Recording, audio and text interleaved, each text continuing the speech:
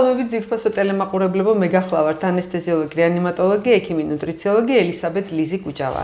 ჩვენ ახლა ვიმყოფებით ზაქარია როჭიკაშვილის გასტროენტეროლოგიურ კლინიკაის კულაპში. შეგახსენებთ, რომ ჩვენი კლინიკა მდებარეობს ქალაქ თბილისში, სულხან-ცინცაძის 73 ნომერში, ეს არის ყოფილი საბურთალოს ქუჩა.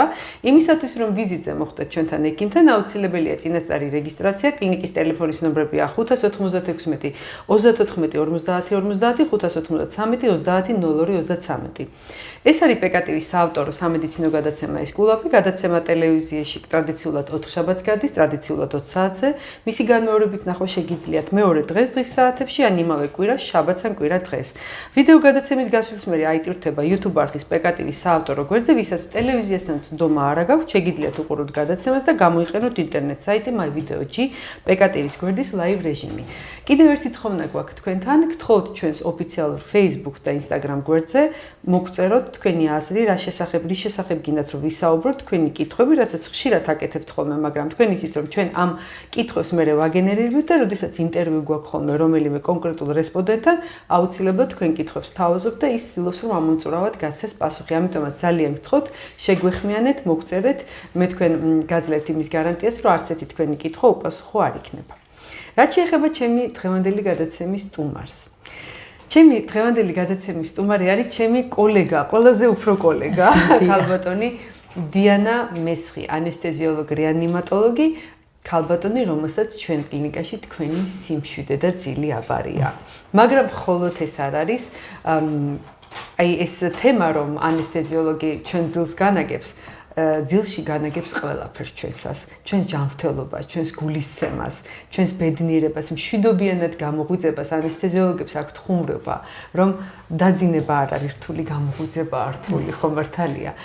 და კიდევ ერთი რამ, ანესთეზიოლოგის მთავარი დანიშნულება არის, რომ მთელი ეს პროცედურა და შემდგომი პერიოდის, გარკვეული პერიოდის განმავლობაში, რა თქმა უნდა, მიდიოდეს მშვიდად, კომფორტულად. სწორედ ამიტომ ჩვენ კლინიკაში იმ მცირე ინვაზიური ჩარევების დროს, რომელსაც კლინიკა ატარებს, ქალბატონი დიანა იყენებს თავის ჯადოქრობებს, რომ პაციენტი მაქსიმალურად მშვიდობიანად, კომფორტულად და რაც მთავარია, ჯანმრთელად გამოიყვანოს მდგომარეობიდან.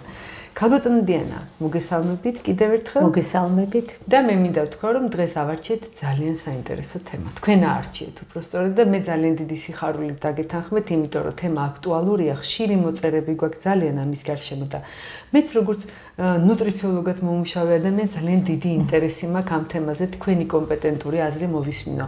მარტივად ვიტყოდი დღევანდელი თემის სათაურს, ეს არის ანესთეზია და ჭარბიწონა. მოდი აი ესე დავალაგოთ. და მე მინდა რომ ყველაფერს ჩამოუყვეთ თავიდან და გავიდეთ ბოლომდე, იმიტომ რომ ჭარბიწონა დღეს კაცობრიობის პრობლემაა. ნამდვილად. ჩვენს გასტროენტეროლოგიურ კლინიკა ეს კულაპში ყოველდღიურად კეთდება გასტროსკოპია და კოლონოსკოპია. ჩვენი პაციენტების დიდი ნაწილი არის ჭარბწონიანი. სიმსუქნე 21 საუკუნის ერთ-ერთი ყველაზე დიდი გამოწვევაა. ის უკვე სერიოზულ პანდემიად მიიჩნევა. ჭარბიწონა ეს არ არის მხოლოდ ესთეტიკური საკითხი, მოქმედებს ჯანმრთელობაზე, იწვევს მრავალ ქრონიკულ დაავადებას, აზიანებს ჩვენს ჯანმრთელობას. მსოფლიო ჯანდაცვის ორგანიზაცია სიმსუქნეს განსაზღვრავს მასის ინდექსის, ესე წოდებული BMI-ის მიხედვით. თუ BMI 30-ს აჭარბებს, ესე იგი უკვე გვაქვს სიმსუქნე. ეს არის უკვე გლობალური პანდემია სიმსუქნე. მსოფლიოში 1 მილიარდზე მეტ ადამიანს აქვს სიმსუქნე. აქედან 650 მილიონი არის ზრდასრული და 340 მილიონზე მეტი ბავშვი და მოზარდი. ეს იმისი მაჩვენებელია, რომ ჩვენ ექიმებს არა მხოლოდ დაავადების მკურნალობა გვიწევს, არამედ მისი ანესთეზიოლოგიური მართვაც. თან ეს განვითარებული ქვეყნების ხვედრია, რა ძალიან სამწუხაროა. განსაკუთრებით განვითარებული ქვეყნები. უბრალოდ საკვებთან წვდომაც მაღალი სადაც არის ისეთი ქვეყნები და თითქოს და ინტელექტით განვითარება, ცოდნა, წვდომა ინფორმაციასთან უფრო მაღალია, მაგრამ პარადოქსულად პრობლემაც უფრო მეტად რეკლამირდება საკვები, უფრო მეტად ხელმისაწვდომია. თქვით ახლა რეკლამირება ძალიან დიდი მნიშვნელობა აქვს და წვდომადობა საკვებთან. წვდომა. დიახ. ჩვენთან სიმსუქნე, გასტროსკოპიები და კოლონოსკოპიები ძალიან ხშირად სჭირდებათ ჭარბწონიან პაციენტებს. რატომ? ამისი მიზეზები არის ძალიან ბევრი. ჭარბწონიან პაციენტს მუცლის ღრუს წნევის გამო, გაზრდილი წნევის გამო ხდება კუჭის წვენის გადასვლა საყლაპავში, რაც იწვევს გასტროეზოფაგალურ რეფლუქსურ დაავადებას, რომელიც შემდგომში ხდება მიზეზი, გულძმარვა, მარტივად გულძმარვა, რომელიც ხდება მიზეზი ეროზიული საყლაპავის ეროზიების, საყლაპავის ადენომების. ძალიან ხშირია მსუქან პაციენტებში ღვიძლში ხდება ცხიმის დაგროვება, რაც იწვევს არაალკოჰოლურ ჰეპატოზს, რომელიც არის ღვიძლის ქრონიკული დაავადებების გამომწვევი, რაც შემდგომში პროგრესირებს ციროზამდე. ასეთ პაციენტებს ხშირად უკეთდება გასტროსკოპია, რომ პორტული ჰიპერტენზია დადგინდეს. გარდა მაგისა, უმოძრაო ცხოვრების წესი იწვევს ქრონიკულ შეკრულობას, ტკივილს მუცლის ქვედა ნაწილში, მეტეორიზმს, შებერილობას. აქაც ძალიან მნიშვნელოვანია გასტროსკოპიის და კოლონოსკოპიის ჩატარება. პოლიპები, ადენომები მრავალი კვლევით დადგინდა, რომ უფრო ხშირად გვხდება ჭარბწონიან პაციენტებში. ამ შემთხვევაში კოლონოსკოპიას აქვს როგორც სკრინინგ მნიშვნელობა. ანუ თავიდან რომ ავიცილოთ კოლორექტული სიმსივნეები. პოლიპი იწვევს. კი ბატონო, ხალბატონი დიანა საუბრობს იმდენად აქტუალურ თემაზე, რომ სახელმწიფო პროგრამაც კი არსებობს ამისი საკმაოდ მძიმე დაავადებაა და საკმაოდ დიდი კოეფიციენტით ვართ სამწუხაროდ საქართველოს წარმოდგენილი. ნამდვილად. და აი ეს მეთოდი, რასაც ახლა ხალბატონი დიანა ამბობს, რომ არა მარტო კოლონოსკოპია, არამედ მასალის აღებაც კეთდება და მერე ბიოპსია და ზოგისთვის ეს განკურნების მეთოდიც არის, ხო მართალია, როცა არ არის დაუშვათ იქ უკვე გაკიბოვნება დაწყებული და მალიგნიზაცია და რაღაცა, უბრალოდ პოლიპი შესაძლებელია და თქვენის გაგიკეთებიათ ძალიან ხშირად გვიწევს პოლიპექტომია, ბიოპსიის აღება და აი ამ პაციენტების უმრავლესობა არის ჭარბწონიანი. სიმსუქნე იწვევს კუჭნაწლავის ტრაქტის როგორც ორგანულ, ისე ფუნქციურ დაზიანებებს. ამიტომ გასტროსკოპია და კოლონოსკოპია არის ერთგვარი პრევენცია, რომ აღმოჩენილ იქნეს ადრეულ სტადიაზე დაავადებები ან თავიდან ავიცილოთ გართულებები, რაც ამ დაავადებებს თანძდებს. როგორი საინტერესო მანკიერი წრედა ხატეთ, ხალბატონ დიანა, ნახეთ, ჭარბიწონა აქ ადამიანს მერე ზღუდავს მოძრაობას, იმიტომ რომ უჭირს და ეს შეზღუდული მოძრაობა კიდევ თავისთავად ამწვავებს პრობლემას, ხო მართალია? აქედან გამოსავალი თითქოს აი ესეთი წრის გარშემოტრიალებს პაციენტის და საკმაოდ რთულია. რაც შეიძლება თქვენ რა დაავადებებით ჩამოთვალეთ და რა პრობლემებით ჩამოთვალეთ?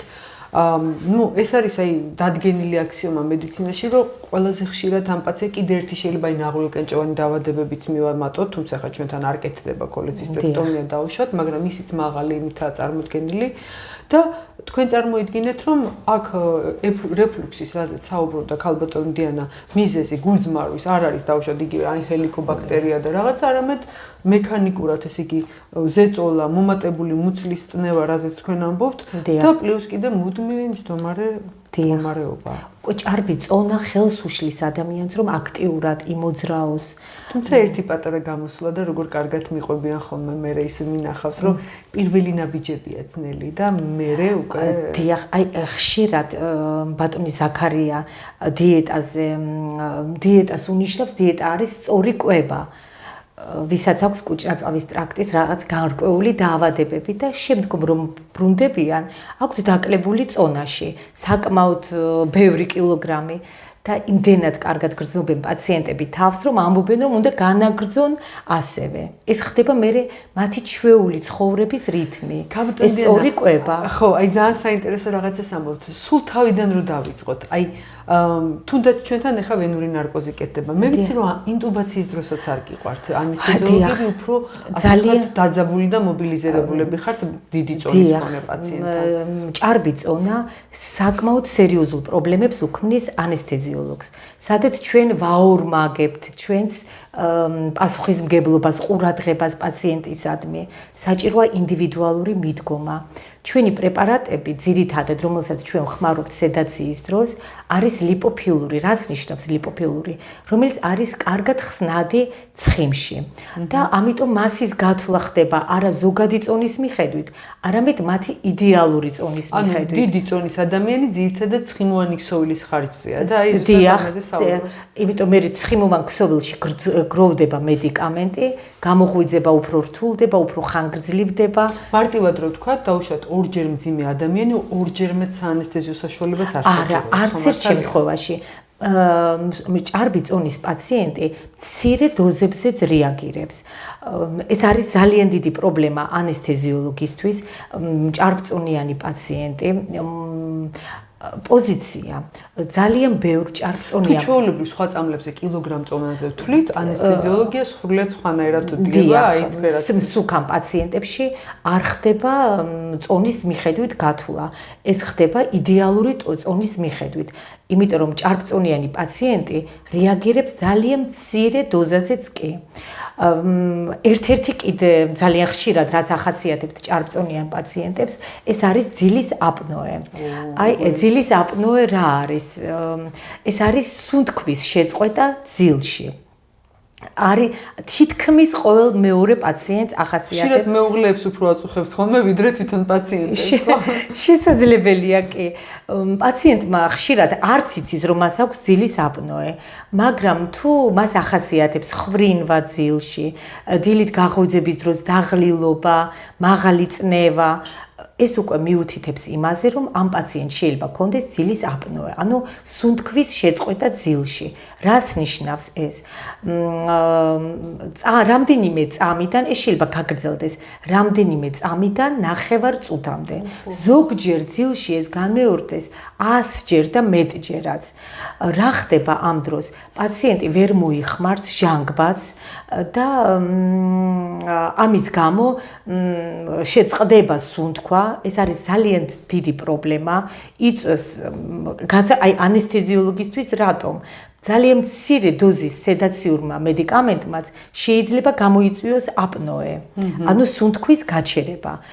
ჩვენ ყველანაირად აღჭურვილი ვართ ამისთვის, შეგვიძლია მივცეთ დამხმარე სუნთქვა, დამატებით გაჩერების იმისთვის გვეშინია რომ არ ხდება ჟანგბადის მიწოდება. არ ხდება ჟანგბადის მიწოდება, ვენტილაცია. ეს პაუზა მitmetია ნარჩენი მოვლენების დატოვების რა თქმა უნდა, ეს არის კატასტროფა თუ ეს ძალიან დიდხანს გაგრძელდა.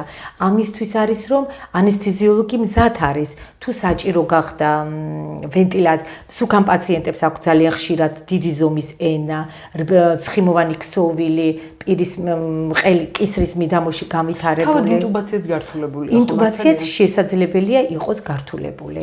მერე ზურგზე წოლა, დიაფრაგმა აწვება, გულმკერდს და ვენტილაცია დესატურირდება პაციენტი ძალიან მარტივად. საკმაოდ ისეთია რთული ძალიან საკმაოდ რთული სამართავია. ჭარბწონიან პაციენტებში ძალიან ხშირია ასპირაცია, ანუ გულისრება, ღებინება ძილში. განსაკუთრებით კოლონოსკოპიის დროს ხდება გაზის ინსუფლაცია, რაც იწვევს მუცლის გაზრდას, ზომის გაზრდას და ფილტვის კომპრესიას.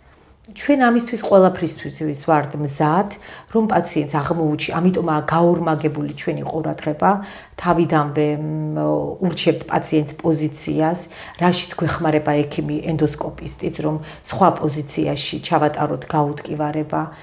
თუ საჭირო გახდა ვაწვდით ჟანგბადს, გვაქვს დამხმარე სუნთქვის საშუალება და შემდგომ უკვე უფრო ხანგრძლივად ვაკვირდებით გამოღვიძების პერიოდში, რომ არ დარჩეს მედიკამენტის ნარჩენი მოვლენები. შეიძლება რომ გახანგრძლივდეს უფრო.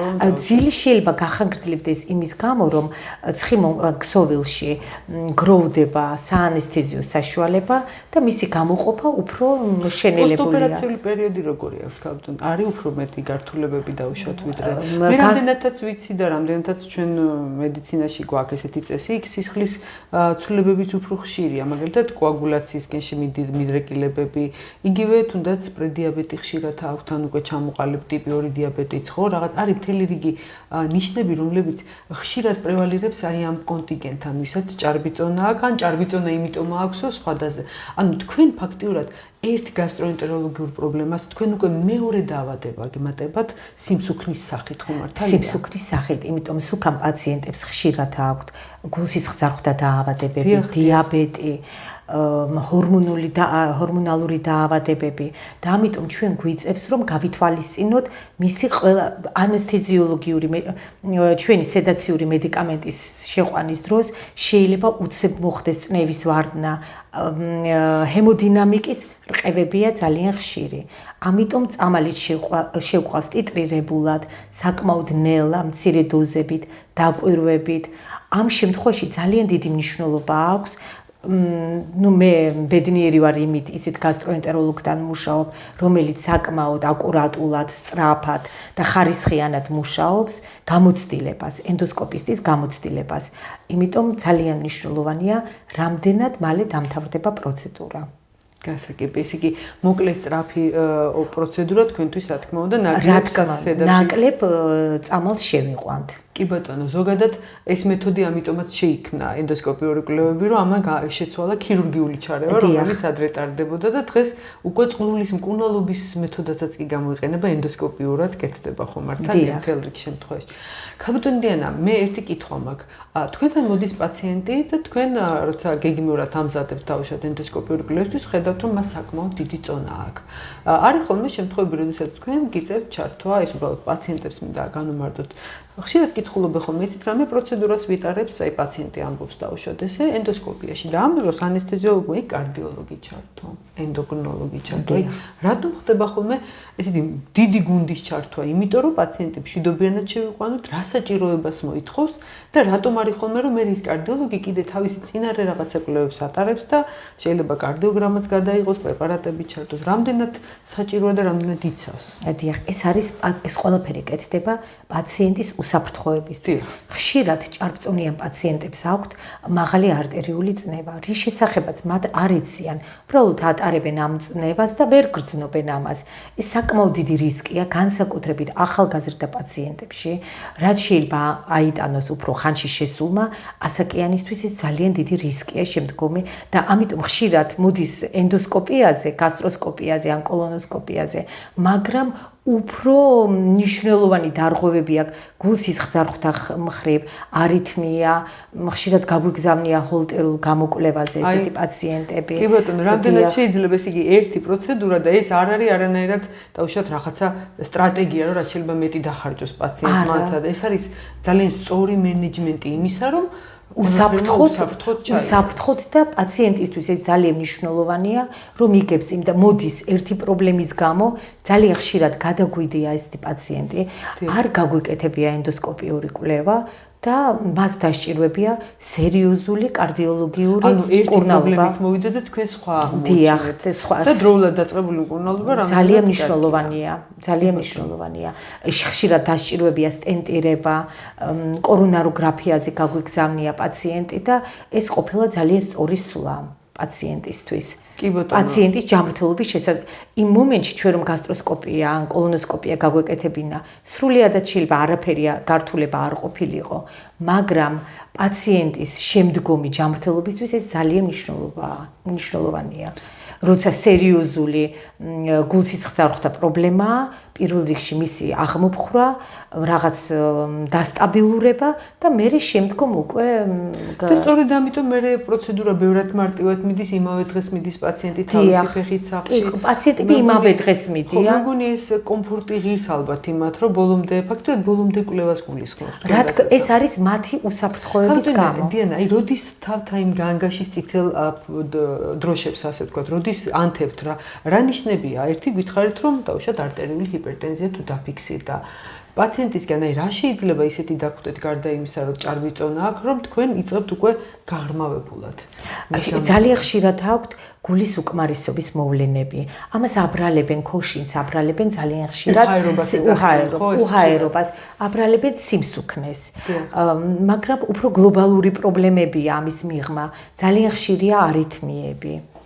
ამოვარდნები, დიახ, არითმიები. სხვათაშორის ეს მეც ჩემი მოკრძალებული ნუტრიციოლოგიურ პრაქტიკაში ხშირად მინახავს, როცა ჭარბწონილი პაციენტია, რომ აი ამ გული შემიფრთხილდება, არ თვლიან ეს რაღაცას გეტყვის, აი თითქოს ამოვარდა რაღაცა. ანუ ის მისთვის არის წამიერი უსიამოვნო მოვლენა და რომ იმის იქეთ ბატონმა ზაქარიამ უთხრა რომ კარდიოლოგი აუცილებლად უნდა გაიაროს არ თვლის საჭიროდ მანამ სანამ უკვე კარდიოლოგი არ სამწუხაროდ აი რაღაცეებში უკვე პაციენტიც არ მოდის ხანდახან სწორად არ მიყვება იქ იმ სხვა ყველაფერი არ შეუძლია იძულებით ხო არ ან და გატყუებს და დავშოთ შეიძლება იგივე პაციენტიც არსებობს სამწუხაროდ თუ გეუბნება რომ აი სადღაც ვიყავი ექიმთან მაგრამ არა კარდიოლოგმა არაფერი არ მითხრა და ამ დროს თვალსაჩინო აი გაუზომავს წნევას იქვე და ხედავთ რომ საკმაოდ ცუდი მაჩვენებელია თუნდაც მოსულია პაციენტი ჩვენთან ემზადება გეგმიურად და ხედავთ რომ დავუშვათ 160 რაღაცა ისეთი მაღალი მაჩვენებელი. აქედან გამომდინარე, ჩვენ თან მოსული პაციენტს ქალბატონი დიანა ხანდახან ხილახლა უნიშნავს, იმიტომ რომ ხანდაზმულობასაც აქვს მნიშვნელობა. რა თქმა უნდა. როგორ შეიძლება ხა რაღაცა რამდენიმე წლის წინ გაკეთებული კორონაროგრაფიის იმედად დარჩეს ანესთეზიოლოგი, როცა საოპერაციოში შეყავს და ფაქტიურად ქირურგი აკეთებს პროცედურას ენდოსკოპისტი, მაგრამ რეალურად პაციენტის ყველა სასიცოცხლო პარამეტრს აი ეს ერთი ქალბატონი მართავს. ძალიან ხშირია რომ ამბობს ჭარბწონიანი პაციენტი რომ მას არ აქვს დიაბეტი, რადგან გლუკოზის დონე აქვს ნორმაში, იზომავ ხშირად, მაგრამ ჩვენ ჰომოინდექსით რომ არის პრედიაბეტი, ინსულინ რეზისტენტობა დგინდება. Ну, ასე ძალიან მნიშვნელოვანია მათთვის, ეს უკვე აშფოთებთ მათ საკმაოდ და უფრო ფიქრობენ კვების გამოსწორებაზე. ერთი საინტერესო პარადოქსიცაა, ქალბატონო დიანა ბატონი ზაქარი ამბობს ხოლმე, როცა დაგუთანხმდებიანო მე და დიანას პროცედურას ჩავატარებ დავუშვათ რაღაც ანუ ეს არ არის მიმართული მარტო კუჭის და დავუშვათ ნაწლავის პრობლემის მოგვარებისკენ. როგორც კი ეს სფერო დაალაგდება, პაციენტი თვითონ ხშირად იწყებს ცოტა უფრო ნორმალურად კვებასაც. ანუ ის რაც ადრე იყო რაღაცა უსისტემოდ მორგებული იმაზე, რომ აი ოღონდ ეს ტკივილი ჩაეჩუმებინა და რაღაცა, თურმე თქვენი პროცედურა და სწორი დიაგნოზი და სწორი მკურნალობა, რასაც მე ნიშნავთ, ხო, იწვევს იმას, რომ პაციენტს ულაგდება პრობლემა გასტროენტეროლოგიური და შესაძლოა გაჩნდეს мотиваციაც უკვე რომ წონა დაიკლოს. ანუ ეს არის ხშირადაა ძალიან პირველი კილოგრამების დაკლება უფრო მარტივად მიმდინარეობს და რომ იკლებენ სწორი კვებას რომ უნიშნავენ გასტროენტეროლოგიური პრობლემის გამო ძალიან სწრაფად ikლებენ და იმდენად კარგად გრძნობენ თავს ამ დაკლებული კილოგრამების გამო, რომ მე თვითონვე არიან მოტივირებული, რომ გააგრძელონ მსგავსი კვება. მე მქონდა ეს შემთხვევა, თქვენთან ნამყოფი იყო ჩემი პაციენტი, რომელსაც გასტროსკოპია ჰქონდა, კოლონოსკოპია ჰქონდა, იქ რაღაცა პოლიპი იყო, გასტროსკოპია რა თქმა უნდა, რეფლუქსი და დიაფრაგმალურ ხვრელზე იყო რაღაცა ნიშნები იყო და მეუბნება ესეც საინტერესო რაღაცას, რომ აი ჩავიტარე თქვენი ყავით ანესთეზიოლოგი, ჩავიტარე პროცედურა ერთიც მეორეც და მივხვდი, გადავაფასე, ესეთი ფრაზა მითხრა, რომ მივხვდი, რომ თუ არ დავიწყებდი სწორ მკურნალობას და განამარტო მედიკამენტები დაიწყო, გაჩნდა мотиваცია, რომ დაეკლო წონა. და ჩემთან უკვე მოვიდა, რატომ? იმიტომ რომ კიდე უნდა დაიკლოს. ანუ მე ეს ისეთი საინტერესო მომენტი იყო, რომ ეს იგი ძირითადი დავარდება, რომელიც არ არჩევს ახლა წყუბლის მკურნალობა და გადავშვათ გასტროეზოფაგური რეფლუქსის ჭარბწონას, მაგრამ პაციენტმა ისურვა თვითონ და мотиваციას ხო იცით რა მხოლოდ მნიშვნელობა. რა თქმა უნდა. და ისეთი საინტერესო კორელაცია იყო, რომ რაღაც ბიძგი მიეცით თქვენ, რომ ეს პროცედურა გაკეთდა, იქ რაღაცა საშიში იყო, ცოტა შეშინდა კიდეც, ცოტა დაფიქრდა კიდეც და გადაწყვიტა რომ შეეცვალა ცხოვრება და აი ამ ცვლილებამ გამოიღო ის რომ ძალიან კარგი და მე იმედი მაქვს რომ კიდევ უფრო კაი შედეგით მოგვივა ცოტა ხანში ესეთი პაციენტი. საკმაოდ ბევრ პაციენტს ემართება ეს იმდენად მოტივირებული არიან, იმდენად კარგად გრძნობენ თავს, დაკლებული კილოგრამების გამო, წნევა ურეგულირდებათ, განსაკუთრებით ახალგაზრდა პაციენტებს, უფრო მოძრავი ხდებიან, უფრო ლამაზები. ქალბატონი ესეც საინტერესო პარადოქსია არა რომ აი ეს წნევა და რაღაცა სხვათა შორის კრიტიკულ ასაკში უფრო სახიფათოა, ვიდრე ძალიან ასაკოვან ადამიანებში. რა თქმა უნდა. აი შეიძლება ახალგაზრდა ადამიანს, ახალგაზრდობაში ადამიანს აწუხებდეს და აი 80 წელს გადაცილებულ ასაკში უკვე ეს წნევა მისთვის აღარ იყოს ესეთი წამყვანი დიაგნოზი და აი კრიტიკულ პერიოდში შეიძლება განვითარდეს ინფარქტი, მიოკარდიუმი, მთელი რიგი პრობლემა. მაშინ როდესაც ამიტომ ამბობთ ხოლმე, თან ალბათ ესეც სტრესიც თამაშობს ძალიან დიდ დროს, რა თქმა უნდა, ამასაკში და ბევრი რამე ჰორმონალური ფონი და ასე შემდეგ. ახალგაზრდა პაციენტი ნაკლებად იტანს ინფარქტს, ინსულტს, ვიდრე ხანდაზმული. ქალბატონიდან არის რამე თავისებურება, სქესობრივი, ეთნიკური, ასაკობრივი, მთელი რიგი დავშოთ აი იმის მიხედვით, როგორია სამართავად იგივე ჭარბწონიანი პაციენტი, რომელიც მოდის და აი ესეთი რამე თუ დავშოთ რომ აი თქვენ ხშირად ახსენებთ დღევანდელ ინტერვიუში, რომ აი ახალგაზრდა ასაკი, ანუ ახალგაზრდა ასაკში როგორც ჩანს უფრო რთულია, ხო ეს პროცედურა? ახალგაზრდა ასაკში უფრო რთულია მაღალი წნევა, რომელიც არის უფრო დიდი რისკი ინსულტების, ინფარქტების, იმიტომ ახალგაზრდა ორგანიზმი ვერ იტანს მაღალ წნევას, რაც შეიძლება ხანდაზმულმა აიტანოს, ახალგაზრდა ამას ვერ იტანს, უფრო სწრაფად ვითარდება ინსულტი, ინფარქტი და ამიტომ გაცილებით სახურათებოა. თქვენ ძალიან კარგი რაღაცა თქვით, ეს მე იმედი მაქვს, რომ იყო ამის კამპანიაც ხო გაიზომე წნევა ასეთი, იმიტომ რომ ძალიან ბევრი ადამიანს გონია, რომ ისე თავის ტკივილი აწუხებს და ამ დროს აღმოჩნდება, რომ უკვე ჭირდება მას კორექცია დაუშვათ და კარდიოლოგთან. იგივე ძილის აპნოა ჭარბწონიანებს ყოველმეორეს თითქმის ახასიათებს, იღვიძებს დაღლილი, ხშირად აქვს მაღალი წნევა, თავის ტკივილი. ეს ძალიან ძილი აქვს, ხო? რა თქმა უნდა, ძილში არის სვენებს პირიქით ძილში ხდება დაღლა, აი თითქოს ღილაკს უთიშავენ სუნთქვის ღილაკს, ხდება სუნთქვის გაჩერება, ეს ძალიან საყურადღებოა.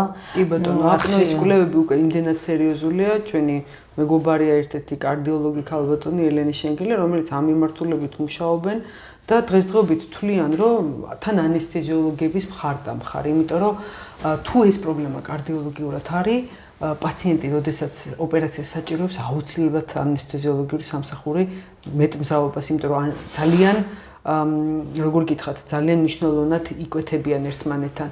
ძილის აპნოე აქვს პაციენტს, ეს ნიშნავს, რომ თუ მას ოპერაცია ჭირდება, ანესთეზიოლოგი უკვე მთელი მზაობით უნდა დახვდეს. დიახ, უფრო დაზაფრულია ანესთეზიოლოგი გაცილებთ გამოხვიძების პერიოდში.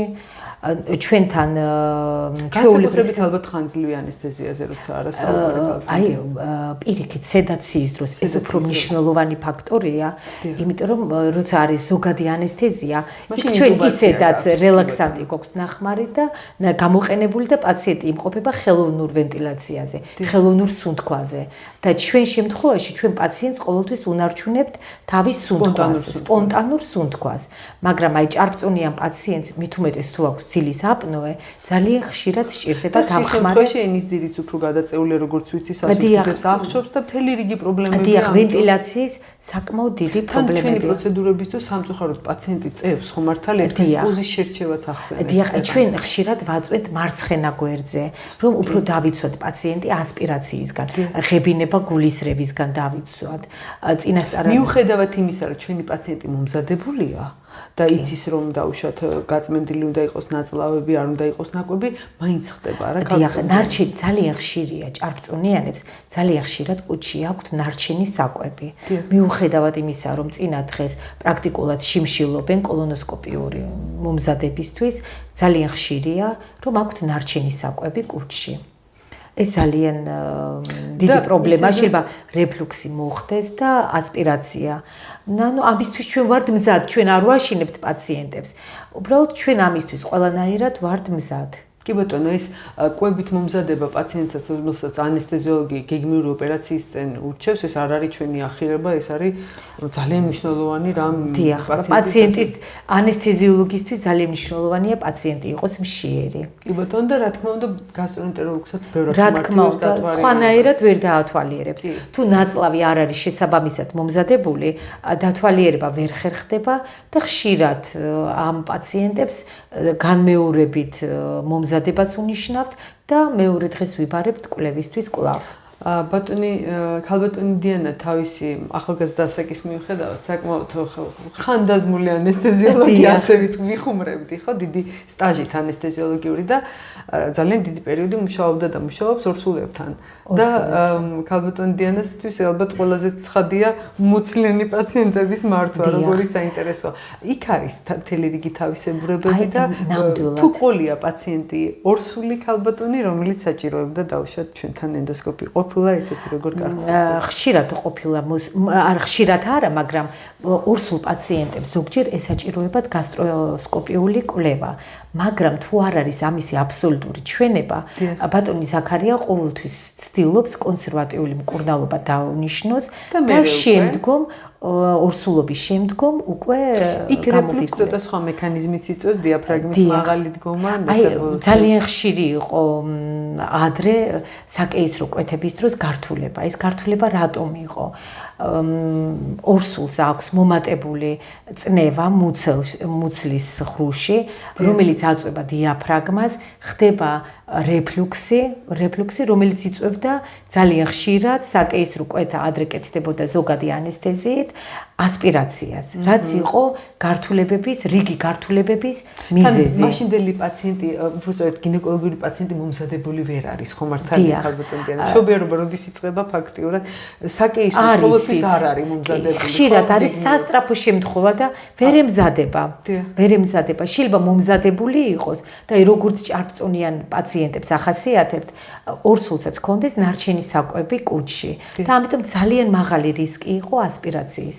არაგეგმურ საკეისროებზე გვაქვს. მაგრამ ეს იყო უწინ. დღესდღეობით რეგიონალური ანესთეზია იმდენად განვითარდა, აი პრაქტიკულად 97% საკეისრო კვეთის კეთდება სპინალური ანესთეზიით. რაც ხსნის ასპირაციის პრობლემას. ანუ საკვების გადასვლა სასუნთქ გზებში და დახშობა. სასუნთქი გზების დახშობა. ეს მარტივად რომ ავხსნათ პაციენტისთვის. და დღესდღეობით უფრო მეტად უსაფრთხო გახდა გართულებები, პრაქტიკულად არ არსებობს ანესთეზიის გართულებები, ორსულებში პრაქტიკულად აღარ არსებობს. რო არ კითხოთ არ მაპატიებენ მაყურებლები და სხვა თემაა, მაგრამ აქვე ჩაგეძიებით. უპირატესობა ისიც არის, რომ ნაყოფზე არ მოქმედებს, ისე როგორც მოქმედებდა, ხო მართალია. დედებს ხშირად ადარდებთ ხოლმე, რომ აი ბავშვზე იმოქმედებს და რაღაცა. პლაცენტარულ ბარიერს არ გადის ჩვენი მედიკამენტი და ამიტომ ნაყოფზე არანაირად არ მოქმედებს, ბავშვი იბადება სუნთქვითი დეპრესიის გარეშე, მაშინ ამოყვანისთანავე დაიგილებს და უფრო კარგი ბავშვები იბადებიან. და დედაც ხედავს ბავშვის კი, აი ამ გარშკალით უფრო მაღალი შეფასება აქვთ რეგიონალური ანესთეზიით დაბადებულ ბავშვებს. რაგინდ ფრთხილად ჩავატაროთ ზოგადი არის შემთხვევები, როცა გადაუდებელი შემთხვევები, როცა არ არის რეგიონული ანესთეზიის გაკეთების დროს და საჭიროა სწრაფი დაძინება პაციენტის, ეს არის ხშირად სისხლდენები, ნაყოფის გულისცემის უეცარი ცვლილება. ამ შემთხვევაში გვიწევს ზოგადი ანესთეზია. მიუხედავად იმისა, რომ ვართ ძალიან ფრთხილები, ხმარობთ ისეთ მედიკამენტებს, რომელიც ნაყოფზე ნაკლებად მოქმედებს, მაგრამ სუნთქვითი დეპრესია მაინც შეიძლება არსებობდეს ასეთ ახალშობილებში. კი ბატონო, აქაც მაინც დიდი წონა აქვს, ასე ვთქვათ, ქალბატონს, მიუხედავად იმისა, ეს ჭარბი წონა არ არის და ესეც ისევე თუ არა, ესეც ასევე რთულად სამართავია და დიდ სიფრთხილეს მოითხოვს ანესთეზიოლოგისგან, იმიტომ რომ იქ არის ორ სიცოცხლეზე საუბარი და იქ ვართ განსაკუთრებულად ფრთხილები. ისინიც როგორც ჭარბწონიანი პაციენტები ისე ითვლებიან დიდი მუცლის გამო. თუმცა დიდი მუცლის გამო შეცვლილია ვენტილაცია და მთელი რიგი ჰორმონალური ცვლილებები აქვთ ორსულ ქალებს. ძალიან საინტერესოა წარმომიდგენია ქალბატონიანა რა მომენტია უკვე ანესთეზიოლოგის კუთხიდან, როცა ესეთი რთული შემთხვევის დროს ეს ორ სიცოცხლეს ერთად გადაარჩენ. ეს ძალიან დიდი ბედნიერება ძალიან დიდი ეს დადებითი ემოცია. დადებითი ემოცია, რა თქმა უნდა, გეთანხმებით. ქალბატონიანა, კიდე ერთი კითხვა მაქვს. ჩვენ ეს უბრალოდ რამდენიმე დღის წინ მოგწერეს Facebook-ზე და მინდა რომ გკითხოთ. პაციენტმა იკითხა ისეთი რაღაცა, ორივე პროცედურა აქვს ჩასატარებელი. გასტროსკოპიაც და კოლონოსკოპიაც და კითხა ისეთი რამ რომ და რადგან კითხა ჩვენ ჩავთვალეთ რომ ალბათ ორივე პროცედურა ერთდროულად ტარდება თუ არა. თუ ერთმანეთის მიყოლებით ესეთი ინტერესი ქონდა რომ ეს გაიგო. დიახ, ერთდროულად ტარდება ძალიან ხშირად. ეს პაციენტისთვის უფრო კომფორტულია. პაციენტი იძინებს, ვაკეთებთ გასტროსკოპიას და და შემდეგ კოლონოსკოპიურ კვლევას. ძალიან ხშირად ერთჯერადად ნარკოზიდანაც ერთჯერადად გამოდის და ორივე კვლევაც ჩატარებული აქვს. დროის თვალსაზრისითაც უკეთესია, კომფორტულია, ყველანაირად პაციენტისთვის ყველანაირად უკეთესია. და ანესთეზიოლოგიურ თვალსაზრისითაც ალბათ უფრო კარგია, რომ არ გჭირდება ზედმეტად ესეთი შეყვანა, გამოყვანა, ხო ასე. ჩვენთვის ამას ძალიან დიდი მნიშვნელობა არ აქვს, იმიტომ რომ შეიძლება პაციენტი მოვიდეს სხვადასხვა დღეს გასტროსკოპიისთვის და კოლონოსკოპიისთვის. ეს უფრო მნიშვნელოვანია პაციენტისთვის, რომ ამ ორივე კვლევას ერთი დაძინებით მოიცილებს. ასე ვთქვათ, მოიცილებს ერთი იმითი, კი ბატონო და თქვენი გამოცდილებიდან რამდენად ხშირია ქალბატონ დიანა, რომ ორივე პროცედურა ჭირდებათ, იმიტომ რომ ტვინ ნაწლავის ღერძი ბატონი ზაქარი ხშირად საუბრობს ხოლმე, თუ ზედა ნაწილშიო იწვევს რეფლუქსებსო, ქვედა ნაწილში ხშირად გაღიზიანებული ნაწლავის სინდრომით გამოიყადება. იქაც პრობლემას ტოვებს, აქაც პრობლემას და ძალიან ბევრი ყავს პაციენტებიო, ხშირად საუბრობთ ხოლმე, რომელსაც მთლიანად დაზიანებული აქვს ეს ფუნქციონალური ტრაქტი რა, იქ ზევით კუჭნაწლავის პრობლემა, კუჭის პრობლემა, ქვევით ნაწლავი და საბოლოო ჯამში ეს ორი სიტყვა ქართულმა კაცმა კარგად შეავლა კუჭნაწლავის პრობლემა.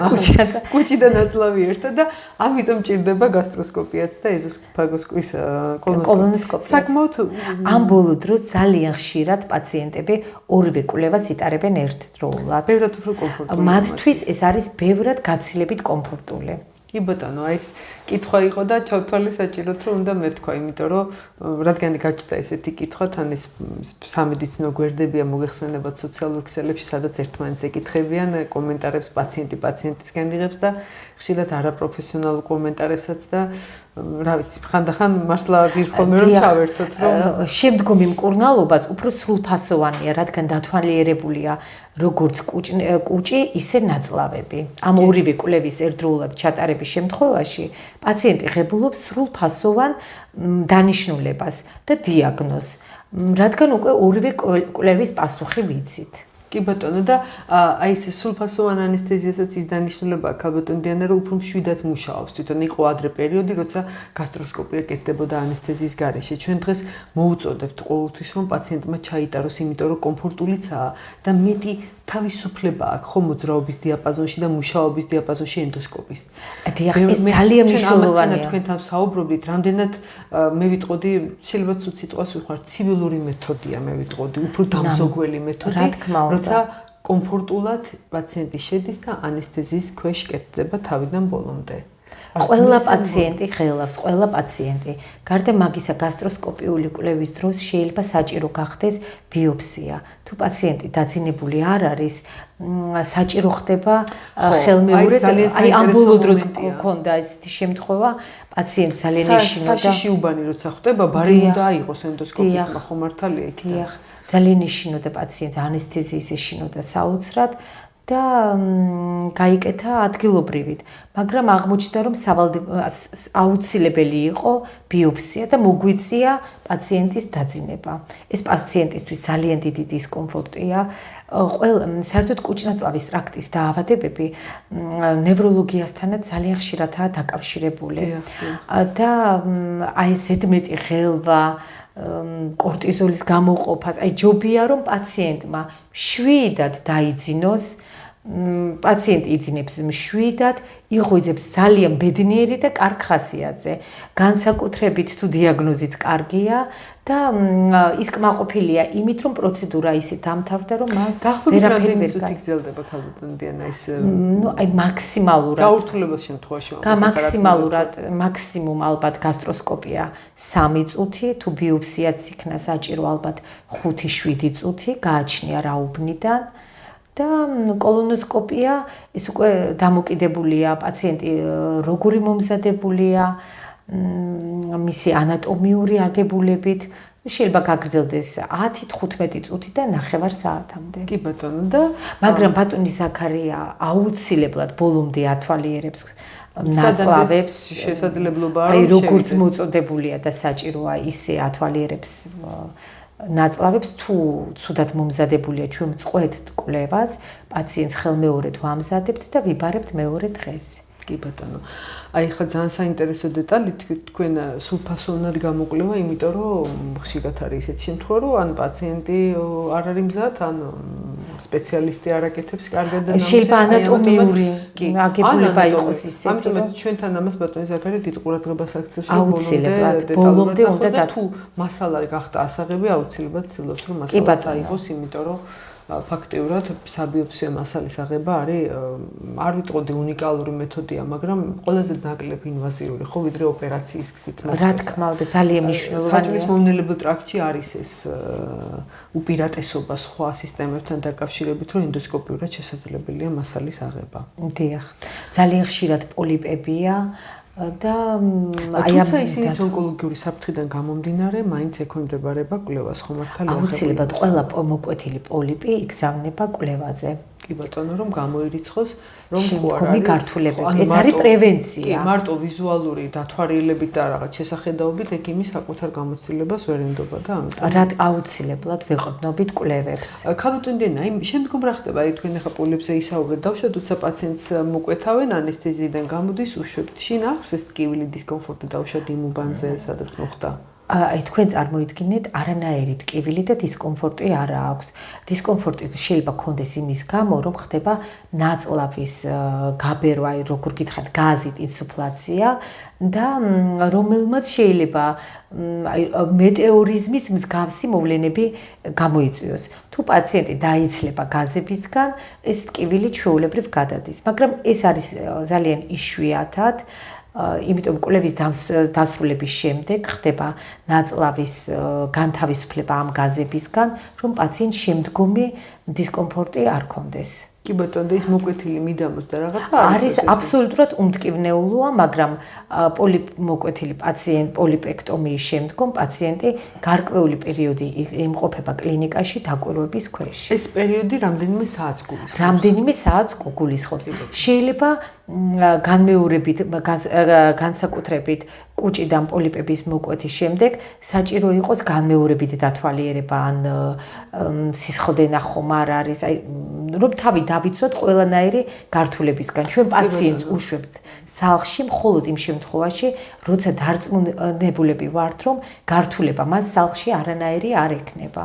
და შემდგომ შესაძლებელია განმეორებით ვიზიტზეც მოხდეს დაბარება, მარტო იმიტომ რომ აი დავწმუნდეთ რომ იცით რა, ესეთი პოლიპექტომიის შემდგომ პაციენტები რაღაც გარკვეული პერიოდის შემდგომ მოდიან შემოწმებაზე, რომ კიდევ ხომ არ არის სხვა ადგილას პოლიპი, თუ პოლიპს აქვს მიდრეკილება, ან შეიძლება იყოს ძალიან დიდი რაოდენობით პოლიპები და ის გაკეთდეს ეტაპობრივად. ჩვენთან იყო ესეთი უნიკალური ოპერაცია, ჩარევას ვიტყოდი, გახსოვთ ბატონი ზაქარიას პაციენტი, როცა მას ნაწლავიდან ბატონო ზაქარიამ რაღაცა ნაწილი პერიოდულად უღებდია, ცნობილი ის არის ძალიან. პაციენტი კი ბატონო, ძალიან რთული და ძალიან ისეთი საინტერესო თემაზე ისაუბრეთ, იმიტომ რომ ეს მსხვილი ნაწლავი, ზოგადად ნაწლავის პრობლემები დაწყებული იმიდან, რომ ზოგჯერ პაციენტს გონია ძალიან მარტივად უყურებს და მე შეიძლება ონკოლოგიური ის გახდეს, ხო მართალია. ამ დროს კოლონოსკოპია ბევრი რაღაცის პრევენციის საშუალებას იძლევა და ზუსტად ამიტომ თქვენ სიტყვა ახსენეთ სკრინინგულ მეთოდადაც კი შეიძლება შეფასდეს კოლონოსკოპია როგორც სკრინინგ მეთოდი. კი ბატონო. განსაკუთრებით თუ არის დატვირთული ანამნეზი, ოჯახის წევრებს, ახლო ნათესავებს ჰქონდათ რამე პრობლემა, ან არის რამე სიმპტომი, არ უნდა გადავდოთ აუცილებლად უნდა ჩავიდეთ. აი ხა დღევანდელი მაინც ასე თუ ისე სტრესული გარემო ხო, პოლიტიკური ვითარებები, რაღაც მსოფლიოში დროულობრივი ცვლილებები, რამდენად გამოიწვია პაციენტებში, ბატონ ზაქარიასაც ვკითხე, ისიც მიდასტურებს, რომ იზრდება ესეთ პერიოდში, ხო, როცა სტრესული გარემო პაციენტის მომართვიანობა შედარებით უფრო მეტად, ან ვისაც აქვს უფრო უმწვავდებაო ბატონ ზაქარია. სტრესი პირდაპირ კავშირშია. დიახ. კუჭ-ნაწლავის ტრაქტის დაავადებებთან, ასევე ეკრან მიჯაჭვულობა. ძალიან ხშირადაა ამ პაციენტებს კუჭ-ნაწლავის პრობლემები. და ჭარბიწონაც ხშირად. ჭარბიწონად და ძალიან ბევრი ახალგაზრდა პაციენტები გვყავს. გაახალგაზრდა. გარეკვება ძალიან საკმაოდ მოქმედებს. კი ბატონო, ანუ მაინც თანამედროვე ცხოვრების რითმი და ცვლილებები რაც ეხა ხდება, გარკვეულწილად კუჭ-ნაწლავის სისტემისთვის მტერი აღმოჩნდა. ნამდვილად. საკვებიც.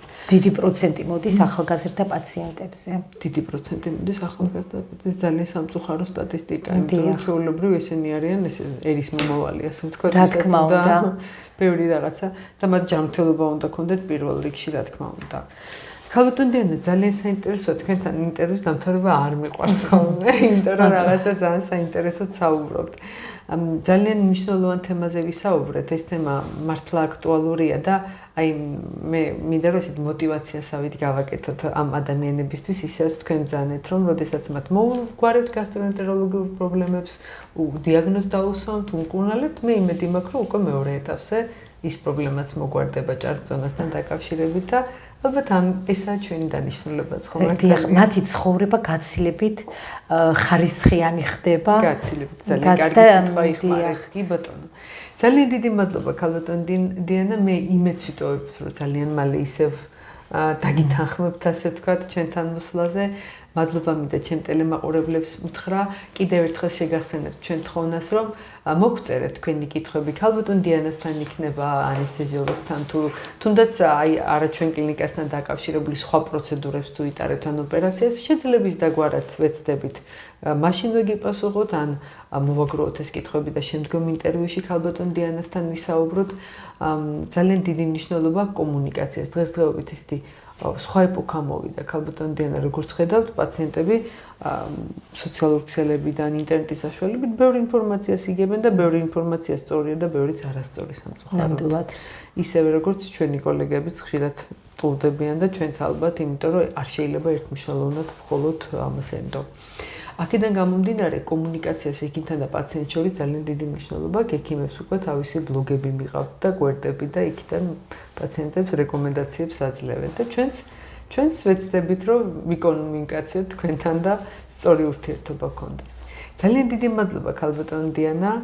პირველ რიგში პაციენტების სახელით მინდა გითხრათ, ჩვენი კლინიკის სახელით მინდა გითხრათ, წარმატებები მინდა გისურვოთ და თქვენს ერთ-ერთი სიტყვა ჩვენ პაციენტებს რჩევის სახით, ჭარბწონიან პაციენტებს გულისხმობ, რომლებიც დღეს გისმენენ, იმედი მაქვს. მთავარია мотиваცია და ყველაფერი კარგად იქნება. კი ბატონო, მთავარია мотиваცია და იმედი და რწმენა ღმერთმა მომგვიშალოს. დიდი მადლობა კიდევ ერთხელ, გემშვიდობებით.